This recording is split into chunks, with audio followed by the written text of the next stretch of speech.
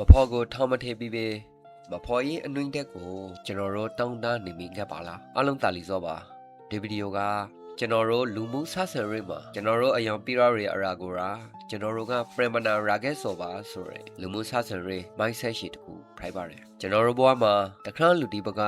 အရှိုက်အလီထောင်းမှုသမဟုတ်အကူအညီတီးကိုတောင်းဆိုနေပြီးဆိုမျိုးရှိပါရမလားလူတယောက်ဖိုက်တဲ့အတွက်ကျွန်တော်တို့အားလုံးဒေရှာတီနဲ့မလွဲကောင်းနိုင်ခဲ့ပါသူစောငါးကိုနားမလဲသူကငါးကိုအာရုံမဆိုင်အလင်းမထားဆိုပြီးကစိတ်ညိုက်နေပြီးဆိုမျိုးတီးပါလေဒီနေရာမှာတနာရှီလောက်ရပရိကကိုပရမင်းကရပါကိုတိုင်ကကိုလိုရှောင်းရင်အရာတီးကိုတခါလူတီးကိုပြီးနေအောင်လားကိုဆုံတွေးချော်တဲ့လူတယောက်ပိုင်ကိုတိုင်ကဖရိုင်းနေအောင်လားဆိုရယ်တိုက်တာပါအခုပိုင်စိန်စာကြခဲ့ပါမယ်ကောင်းအီစာတေညာတညမှာလူတယောက်ဆို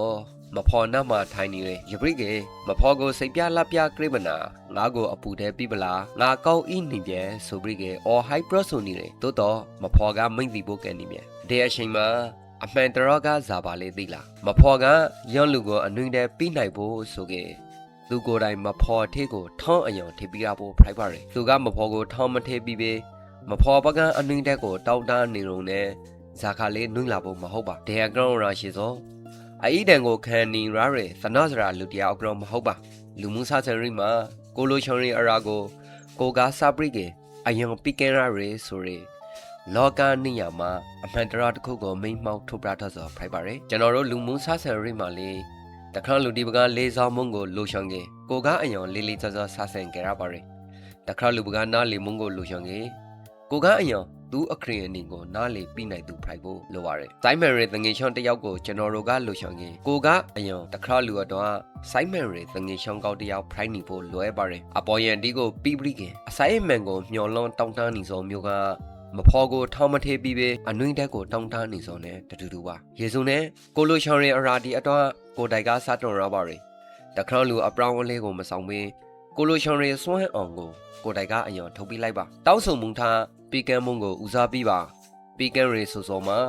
ပစ္စည်းဥစ္စာတေးတာမဟုတ်ပါအချိန်ပြီးစောနားထောက်ပြီးစော